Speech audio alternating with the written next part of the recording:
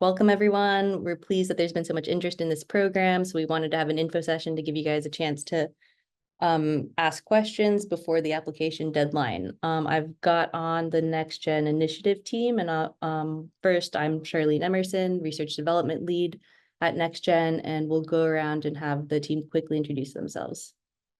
Ben? Hey everyone, I'm Ben Stewart. I'm the Director of Communications for the NextGen initiative. You've received a number of email communications from me over the last couple of weeks. Excited to meet you all. I'm not the content expert, but I am here for moral support. Hi, everybody. My name is Alyssa. I am the Senior Executive Assistant for the initiative. Hi guys, I'm Mackenzie Lynch. I am the program coordinator at NextGen, and hopefully I'll be able to help answer some questions today. Okay, so that said, they are going to be manning the chat. So if you might get your question answered sooner if you go ahead and enter it into the chat. So feel free to have at that anytime. And I'm going to go through some slides here. We're going to have these slides online later. First, a few basics about the program. At the end of this, after I get through these slides, Ben's going to go through the website real quick so you can see what that looks like and see what the application portal looks like. So we'll do that at the end. Just so you know, the due date for this application is October 15th, 5 p.m. So that's the most important information, getting that out there first. All right, so to address some of the major questions we've been getting, so this fellowship opportunity is, the applicants can be from any institution. They can be from any institution, but they have to be proposing postdoc work at MU, UMKC, Missouri S&T, or UMSL. So we actually are encouraging faculty use this as a recruitment opportunity if there's a postdoc that you'd like to bring to one of the 4 system universities. We've also been getting some questions about whether people would need to relocate to Columbia or if their proposed mentor needs to be a NextGen PI. No, the only requirement is that they're a system faculty member.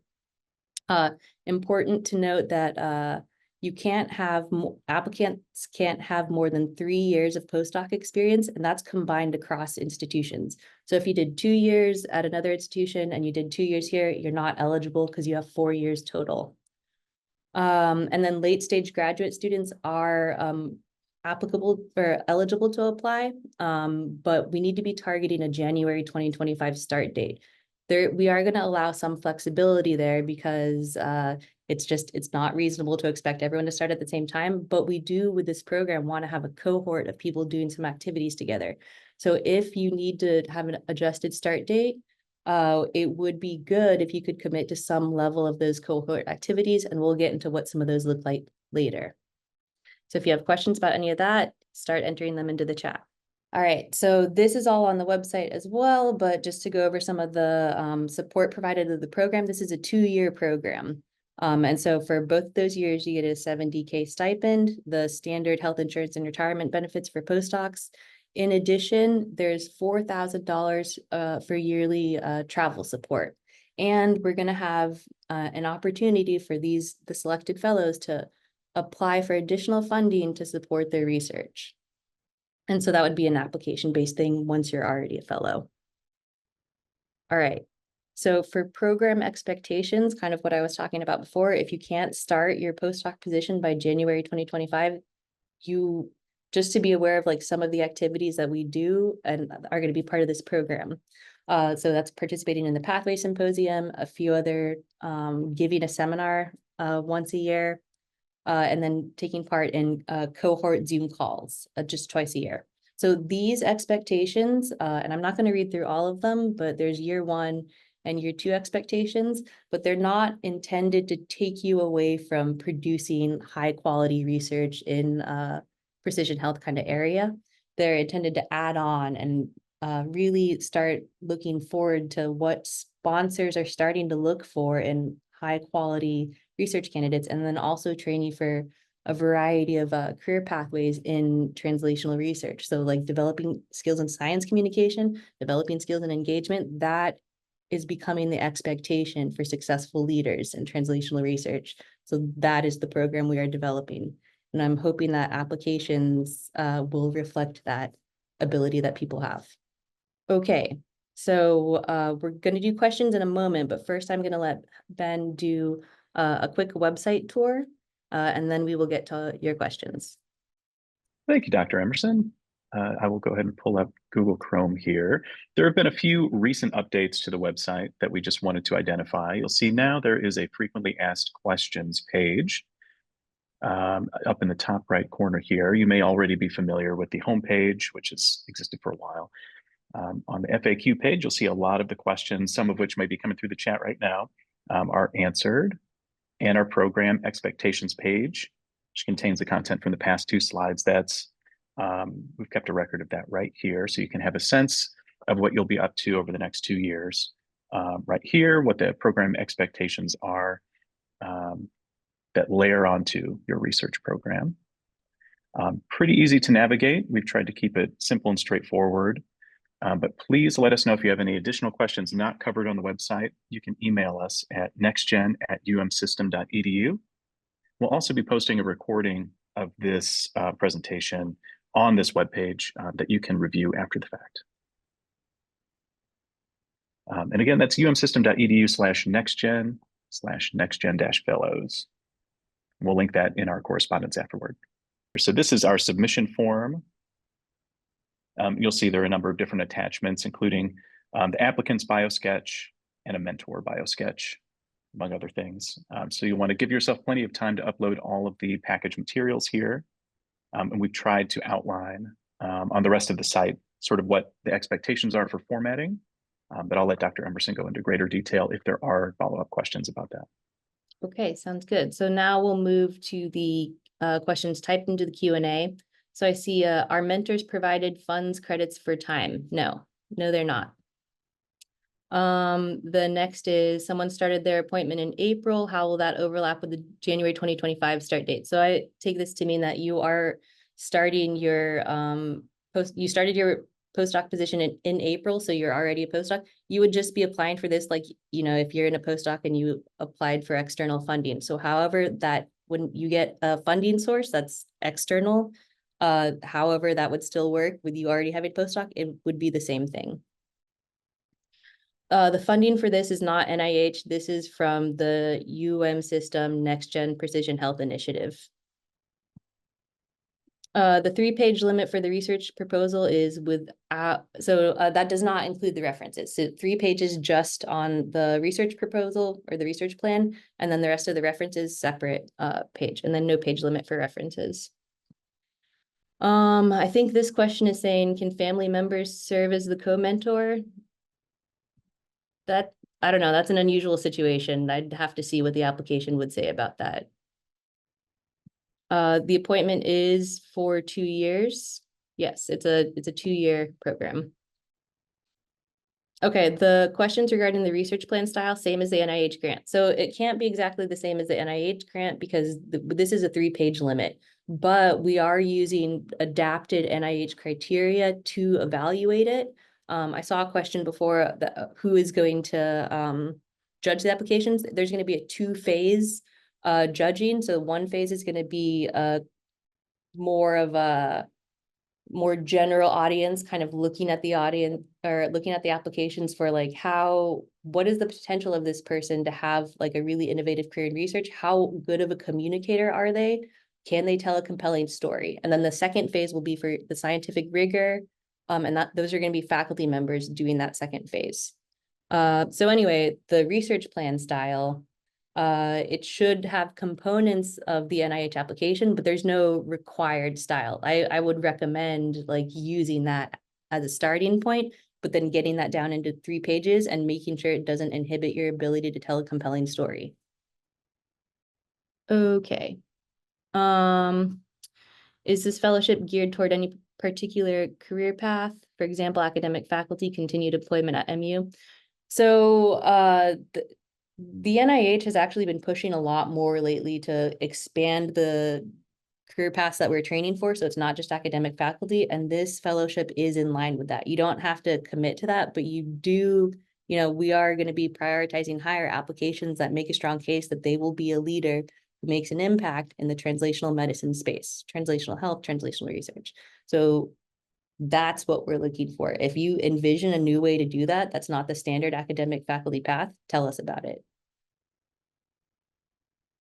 Okay, I answered about the review process.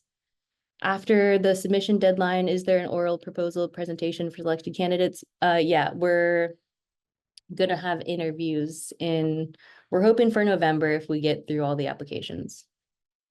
So I don't know, the scheduling might change, but yeah, there will be interviews. Evaluation criteria for selecting the postdoctoral fellows, people from multiple disciplines. So how do you guys compare? Yeah, so can you make an impact in research, basic or clinical, but you need to make a case that your research will eventually have a positive impact on human health. And so that can be from a lot of disciplines. And how we will compare that is looking at what kind of case do you make? How good of a communicator are you? Do you tell a really good story? And then also in that second phase of review, is your project more like NIH? Is your project feasible? Is it based on rigorous data? All that stuff. Okay. Can I get the review report of my application after the results are declared? So probably not. We're not gonna have extensive comments. We're not gonna have the same as the NIA summary statement report. Hopefully we'll have some amount of feedback for you, but not it's not gonna be to that extent. Okay, there's no specific format for the application. No. So like go look at the requirements on the website because there's a format of like you have to be within 3 pages and then you have to follow like the NIH regulations. I forget what the specifications are when it comes to like the margins and the font size, that's all on there. So there's a specific format in that respect, but in terms of like what sections do you need to specifically have, that's up to you, but it would probably be beneficial to you because we're going to be using adapted NIH review criteria to sort of follow that the best that you can come up with in a 3-page limit. Final decisions will be made by January 2025. Priority areas for the award, novelty in the methodology or something else. So this is the priority area for the award, because this is a fellowship application, is who are the people that are going to be like, it's more about the research project is very, very important, but the priority area is going to be demonstrating that you are a person who is going to make a big difference. Okay, interested transitioning to industry, NextGen, information about which NextGen investigators are partnered with industry. That's a little bit off topic for what this fellowship is. So follow up with, I don't know, that's off topic. I'm not gonna, okay. Is there guidance on the content flow of 3 pages? So as I mentioned, kind of following the NIH format. Like that, you know, if I'm gonna say one, but there's no requirement. Can the research plan be based on ideas or preliminary data also, or is preliminary? Okay, so you don't need preliminary data. It's not a requirement. Of course, it's going to help. A way to attach additional documents in the application, such as letters of support. No, we're not doing additional documents, just the mentor bio sketch, where the personal statement in that should speak to specifically the mentorship of the fellow or the proposed fellow. What if I get both an NIH funded award and this award? Are other funding opportunities mutually exclusive? That kind of depends on the NIH sponsor requirement. That we might need to follow up on, but I think that's going to be a case by case basis because some sponsors defer funding, some of them pull it when you get another award. So that I can't answer very specifically. You need to go talk to your sponsor. Do I also need a support letter? No, you don't need a support letter. I also need to collaborate one faculty from another institute. Yeah, you can have co-mentors. You can have up to 2 co-mentors. So your total mentoring team cannot be more than 3. And for that, it's not another support statement. It would be up to 3 bio sketches. So if you have a co-mentor, upload their bio sketch and you can have up to 3. How flexible 3 years of experience is. One faculty, where is that? Hold on, I just lost it. Okay. Is the research plan with 3 papers, including references or 3 pages? Yes, I already answered this. That does not include the references. References is a separate thing. How to decide the margins and line gaps. So use the Let me make a note to clarify this, because I'm gonna go double check how to decide the margins and line gaps in the research proposal. Is it 0.5 or 1.5? I don't like if I'll either update the website with something specific or either one is fine. Just, I mean, how much room do you need? But I'll take another look at those specifications. Okay, does it hurt if our mentor was our PhD supervisor? Like explain why, make a good case for it, because I mean, if it's the best thing for your project and your project's really high impact, explain why. Is there any specific direction expected to be funded? Oh, like research direction? No, so let me just take a look at the website again.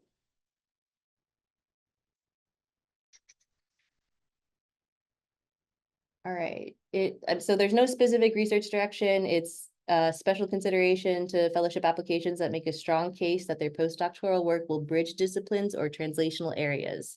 So just really, really take a look at what we've got on the website, because that's what we're going to be looking at when we're like, doing these.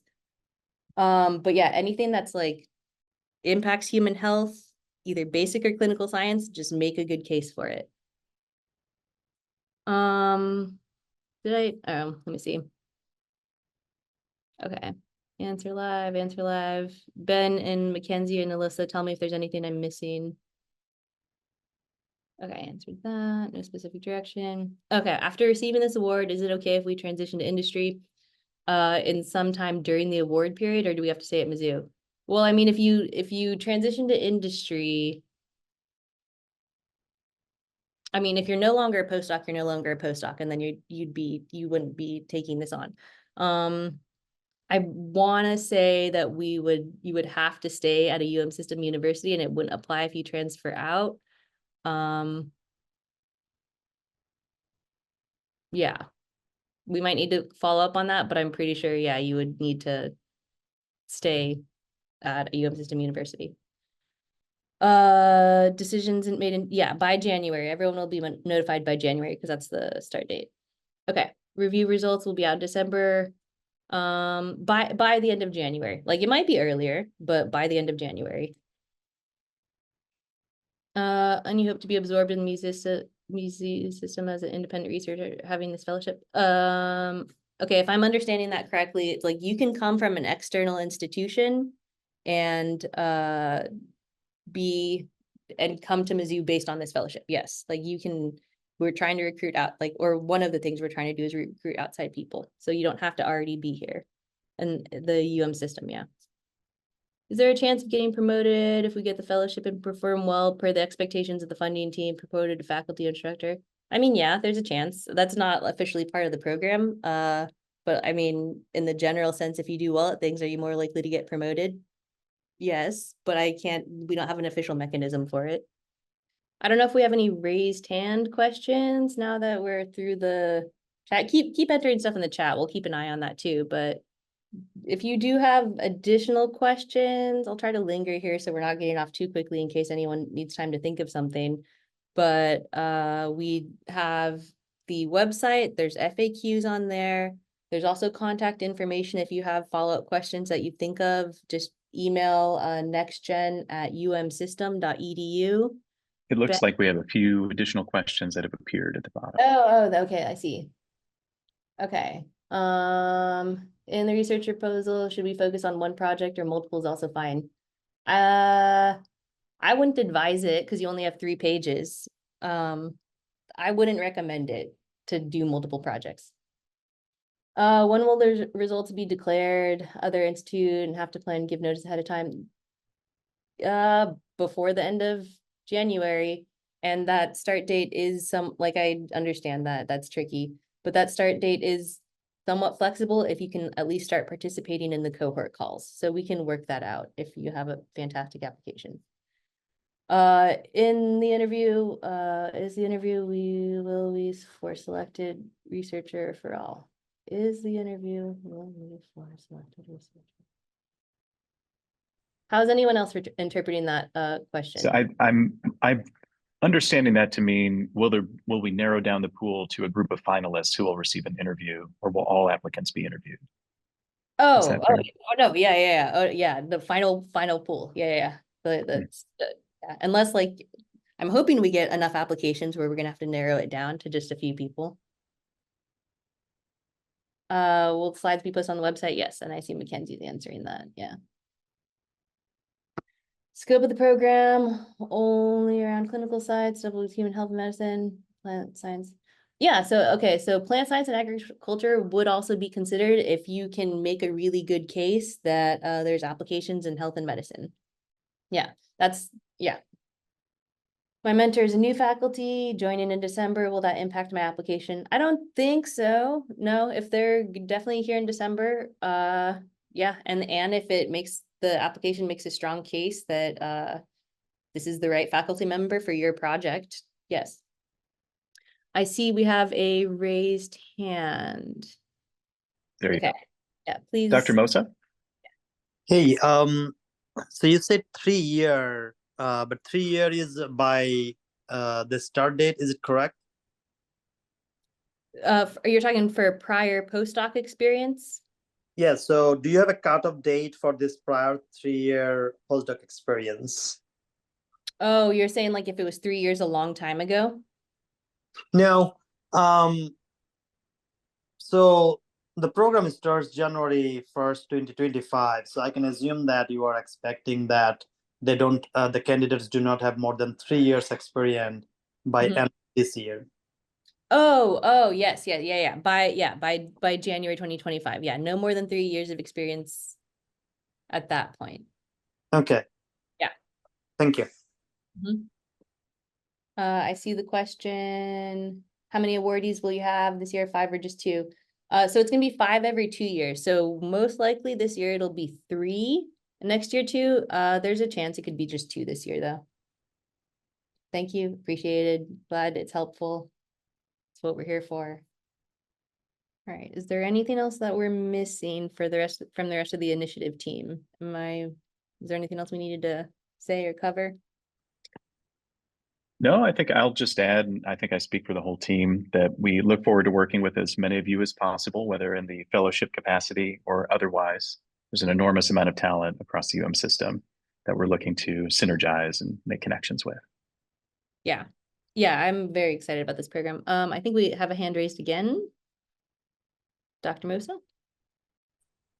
Just wanted a clarification. Is Hmm? there US citizenship or residency Oh, program? yes. No residency requirements, no. Thank you. All right, I haven't seen any new questions in a minute here. If you've got a question, type it in now, because if we don't see any, we're gonna go now. All right, so as I mentioned before, if anything comes up, email nextgen@umsystem.edu. And then please submit your applications. We really would like to get to know you all.